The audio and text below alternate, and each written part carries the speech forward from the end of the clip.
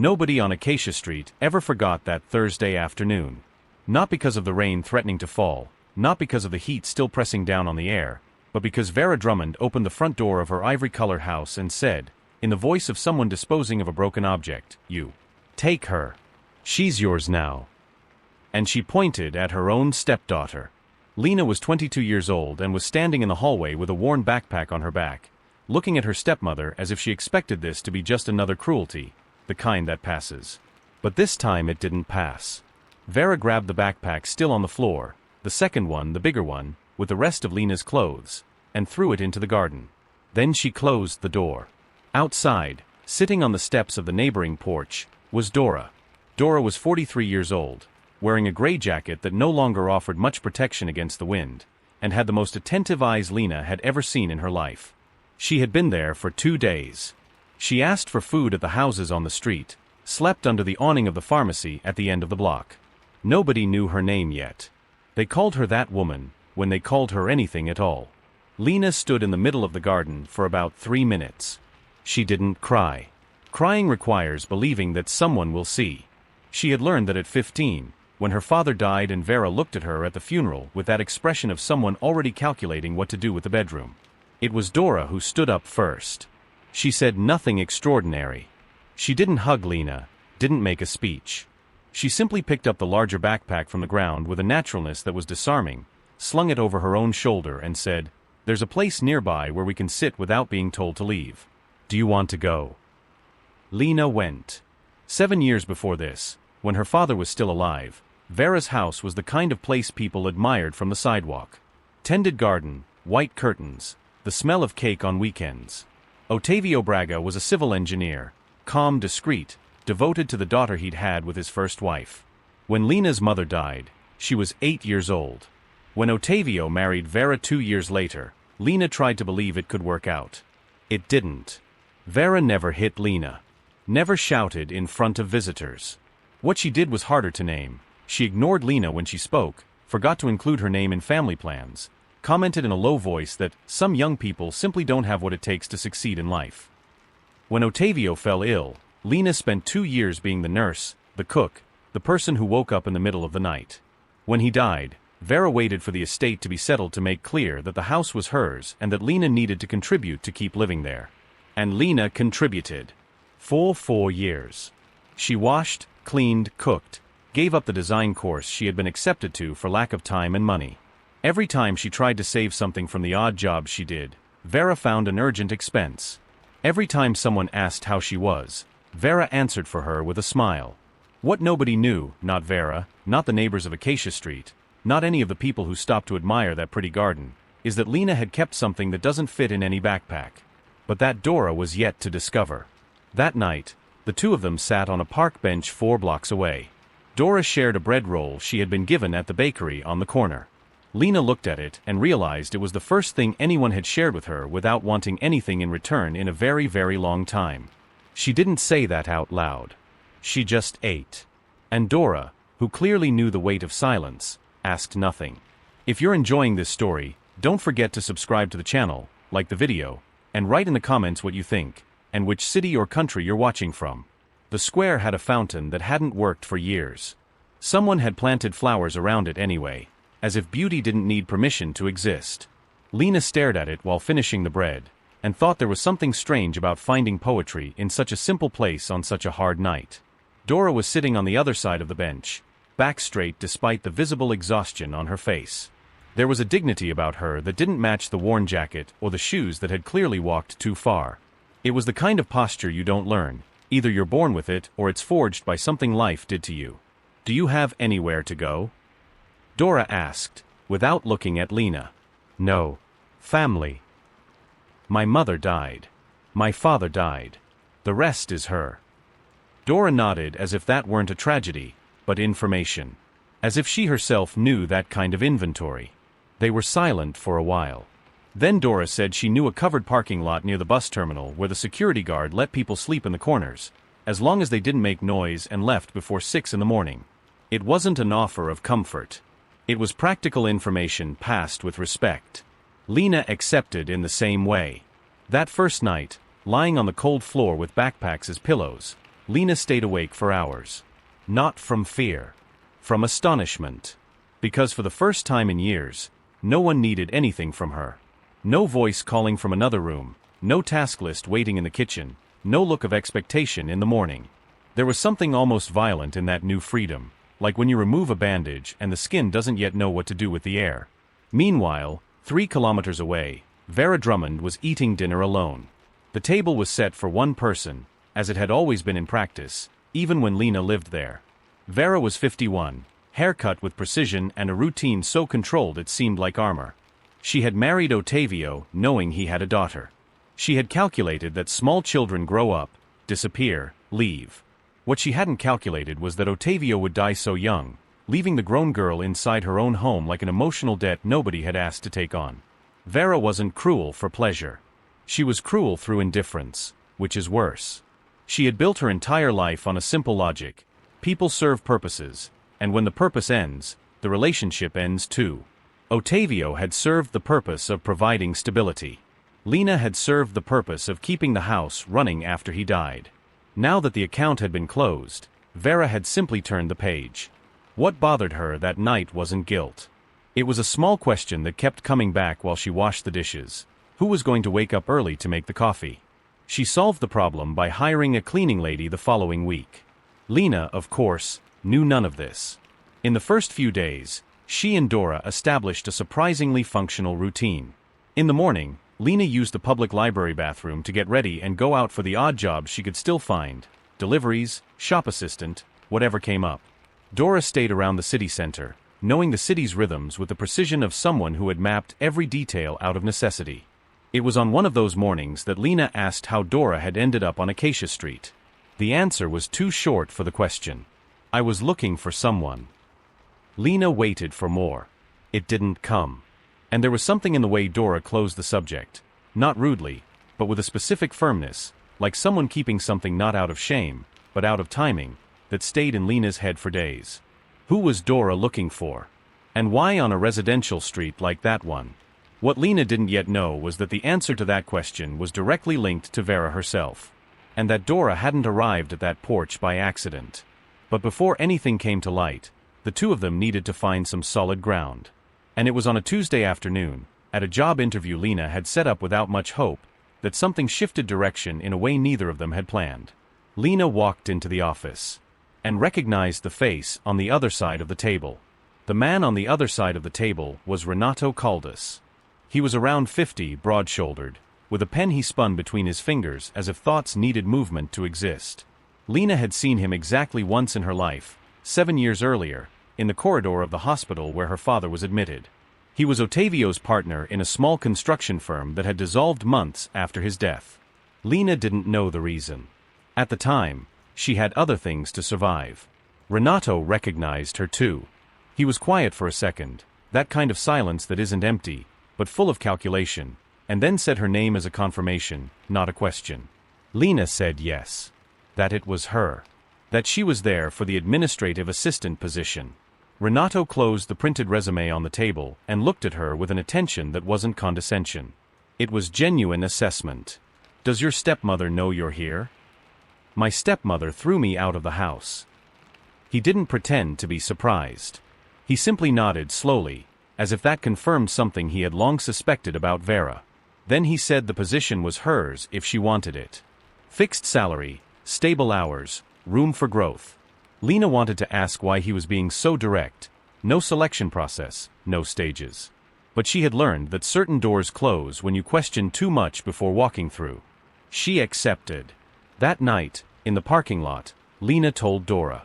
She expected some reaction, surprise, relief, maybe a smile. Dora listened to everything with that characteristic attentiveness of hers, and then said only, Renato Caldas. I know that name. Lena waited for the explanation. Dora didn't give it. She turned on her side and said it was late. It was the second time Dora had cut a conversation at the exact moment it became important. Lena decided she would find out what was between Dora and those people, Renato, Vera, Acacia Street, but that she first needed to build something solid beneath her own feet before pulling any thread. The job changed the rhythm of everything. Renato ran a small urban planning firm. The team had 6 people, The environment was direct and without decorative hierarchy. Lena discovered in the first week that she had a natural ability for organizing processes, identifying flaws in spreadsheets, anticipating problems before they became crises. Things she had done for years in Vera's house without receiving a name or recognition. Now they had concrete, measurable, visible value. Renato noticed quickly. He started including Lena in meetings that weren't within the usual scope of an assistant. She didn't ask why. She learned, observed, stored. With her first paycheck, she and Dora rented a simple room in a boarding house 15 minutes from the center. 2 bunk beds, 1 window, a shared bathroom down the hall. It was little. It was theirs. There was an enormous difference between the two things. It was in that room, on a rainy night, that Dora finally began to speak. It wasn't an organized confession. It came out fragmented, the way all truths do when they've been kept too long. Dora had been an accountant. She had worked for 11 years at a construction company, the same one that Ottavio and Renato had founded. She had discovered a serious accounting irregularity, money diverted systematically over years. She had taken the documents to the partner she considered the most honest of the two. That partner was Ottavio. Ottavio had promised to sort it out. Weeks later, it was Dora who lost her job, her reputation, and in cascade, everything else. The firm was shut down before any investigation could be completed. Dora spent years trying to rebuild, but the market is small and the story had arrived before her everywhere she tried. Lena listened to all of it without blinking. "Do you think my father knew what he was doing to you?" Dora took a while to answer. "I think he was afraid, and that he chose to protect himself." It was an answer too honest to be easy to swallow. Lena was silent for a long time. Then she asked who had really diverted the money. Dora said the name. And Lena understood why Vera had bought such a beautiful house with so little time into the marriage. Understood the garden, the white curtains, the smell of cake on weekends. Understood that she had grown up inside a lie that was bigger than she had imagined, and that there were documents. The documents Dora had kept for years inside a laminated envelope at the bottom of her gray backpack. The same backpack that was now under her bed. The documents were 11 pages. Fragmented transfers, invoices with ghost suppliers, contracts signed with dates that didn't match. Dora had kept copies of everything with the precision of someone who knew that one day it would need to exist outside of memory. Lena spent 3 nights reading each page twice, with a pen in hand and a notebook beside her, writing down questions and connections. On the 4th night, she took everything to Renato. He stared at the documents for a long time without speaking. Lena watched his face and saw something she hadn't expected, not surprise, but relief. As if that envelope were the answer to a question he had been carrying for years. "I suspected," he said at last. "But suspicion isn't proof. Now there's proof." Renato looked at her. "Do you understand what this means? For Vera, specifically." Lena understood. The diverted money had been partly used to purchase the house. Vera wasn't just the wife of a man who had looked the other way, she had helped structure part of the scheme. The documents showed transactions that passed through an account in her name before being dispersed. Vera knew. She had always known. And she had built her entire life on that rotten foundation with the same composure with which she had chosen the living room curtains. What happened in the following weeks was silent on the outside and devastating on the inside. Renato had a trusted lawyer, someone who had tried to investigate the closure of the construction firm years earlier and had hit walls. Dora's documents opened what had been closed. A formal complaint was filed. The financial movements began to be traced through channels Vera didn't know were active. Lena continued going to work every day.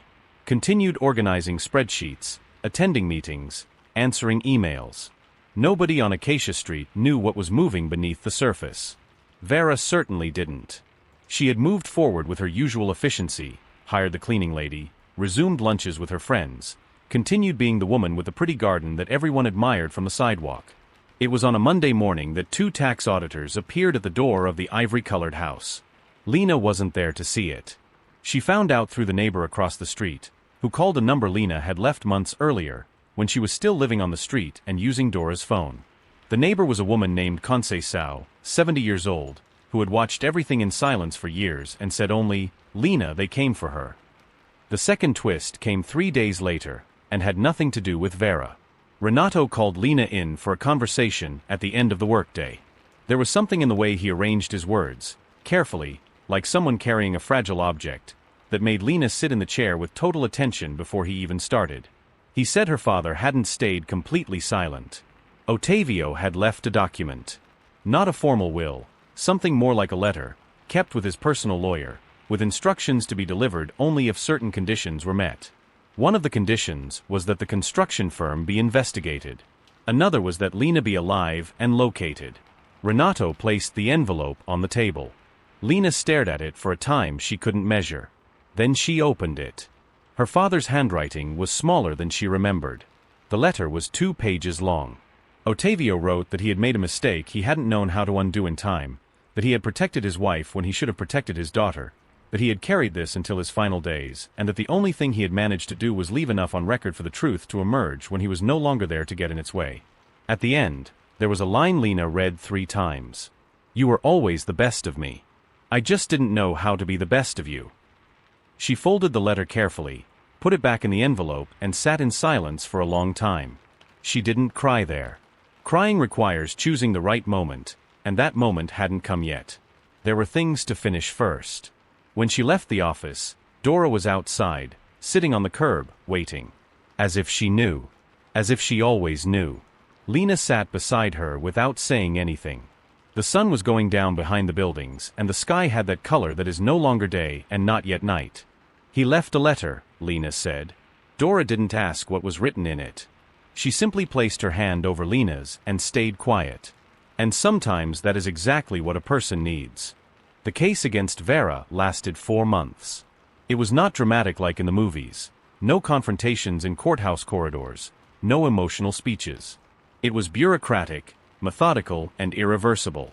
The evidence was too solid for any creative defense to work. The ivory-colored house was included in the inventory of assets to be returned. Accounts frozen. The reputation Vera had built brick by brick over the years disappeared at a speed she clearly had not anticipated as possible.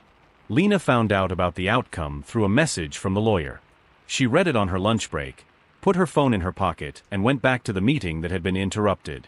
There was a project spreadsheet to review and a deadline that didn't wait for anyone's emotional weight. Dora was formally rehabilitated. The process recognized that she had been dismissed irregularly and that the allegations that had destroyed her career had no grounding in the actual documents. It wasn't everything that had been taken from her. 11 years don't come back. But it was enough for her to rebuild with a clean name, which is the minimum a person needs to start over. She got a position as a financial consultant at a small company in the city center. On her first day, she called Lena from outside the building before going in. She didn't say much. She said she was nervous and found it funny to still feel that way after everything. Lena said that nervousness before something important was a sign that the thing truly mattered. Dora laughed. It was the first time Lena had heard that laugh, open, without reserve. It stayed with her for the rest of the day. In the months that followed, the life of both of them took on a shape neither had planned but that seemed, strangely, to have been built with intention. They left the boarding house and rented a 2-bedroom apartment in a quiet neighborhood, with windows that caught the morning sun. Lena bought a small work desk and placed it by the larger window. Dora brought a plant she had been given by a neighbor from the old building, something green and resilient that grew without needing much attention. Lena went back to school for design. Not the same course she had abandoned years before, a different one, more aligned with what she had learned about urban projects working with Renato. She attended classes 3 times a week after work. She came home tired, ate something standing in the kitchen, and yet there was a lightness to that tiredness she couldn't name but recognized as new.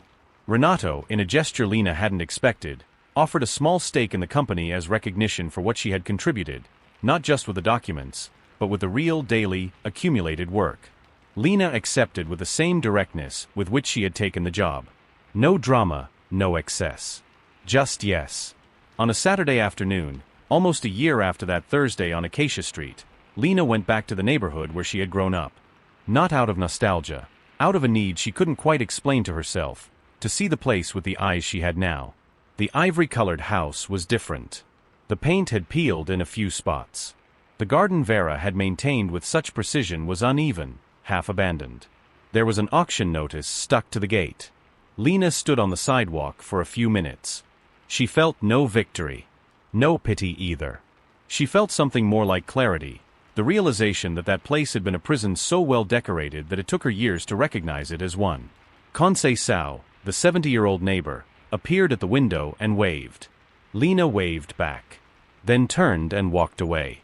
On the way back, she thought about her father. Thought about that line from the letter she had read 3 times. Thought that people sometimes make mistakes in ways that can't be undone, but that acknowledging the mistake, even late, even in silence, even in a letter kept with a lawyer, is different from never acknowledging it at all. It wasn't easy forgiveness. It was a more complex understanding, one that hurt in a different way and at the same time left more room to breathe. Dora was home when Lena arrived. She had made tea and left Lena's cup on the table without needing to ask if she wanted any. Lena sat down, held the cup with both hands and looked at the plant by the window, that green, stubborn thing that grew without needing anyone to hover over it. She thought there was something very honest in that. The lesson this story carries isn't about revenge, or about justice as a guaranteed reward. It's about what happens when someone decides, even without solid ground, to keep standing. Vera believed she was disposing of a problem. In reality, she was removing the only obstacle between Lena and the life she deserved to live. The abandonment that was meant to destroy was the very same thing that set her free. And sometimes the most transformative thing someone can do for you is push you out, even without meaning to, even for entirely wrong reasons. If you made it this far, thank you for watching.